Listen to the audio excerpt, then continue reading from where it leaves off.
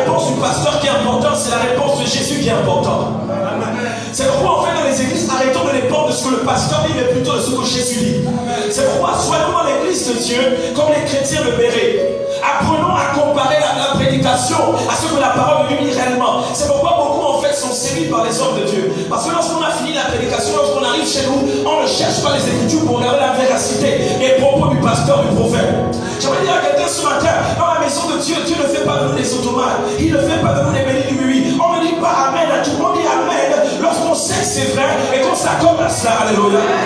L'église de Jésus va revenir à une église intelligente. Parce que l'église d'aujourd'hui est une église maboule.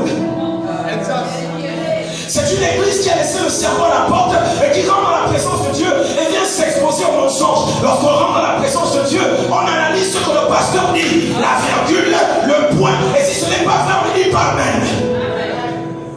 On ne dit Amen que lorsque le Saint-Esprit atteste à notre esprit que ce qui est dit vient du Père. Parce que la Bible déclare toute écriture est inspirée de Dieu. Tout enseignement va être inspiré de Dieu. Ce n'est pas pour estorquer, ce n'est pas pour emmener les yeux des gens à considérer l'homme que je suis. Non, je ne suis pas là pour être une star. Je suis un messager. C'est pourquoi quand Jean-Baptiste se présente, on va lui demander qui es-tu réellement. Il dit je ne suis pas Élie, je ne suis pas Jésus, mais je suis la voix qui crie dans le désert. Préparez la maison du Seigneur, le chemin du Seigneur. J'aimerais dire à quelqu'un ce matin, je ne suis pas Jean-Baptiste, je ne suis pas Élie, je ne suis pas une star charismatique, je ne suis qu'un vase utilisé par le Seigneur.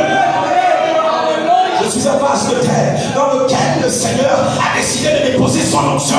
Et le jour où je ne serai plus, le Seigneur emmènera quelqu'un d'autre, beaucoup plus puissant, avec beaucoup plus de zèle, afin de venir donner la parole de vérité. J'aimerais dire à quelqu'un ce matin, ne laisse pas ton cerveau à la porte. Ce n'est pas parce qu'on présente l'homme de Dieu en disant c'est le pasteur des pasteurs, c'est l'évangéliste des évangélistes, c'est le général pasteur, que tu vas laisser ton cerveau à la porte.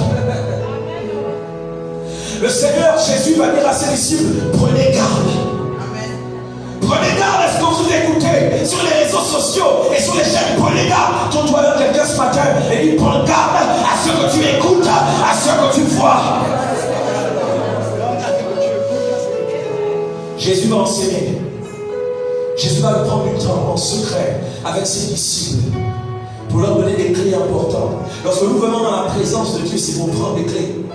Nous ne venons pas pour repartir les mains. Nous venons pour puiser quelque chose. Nous venons pour acheter, alléluia, quelque chose qui n'a pas de valeur.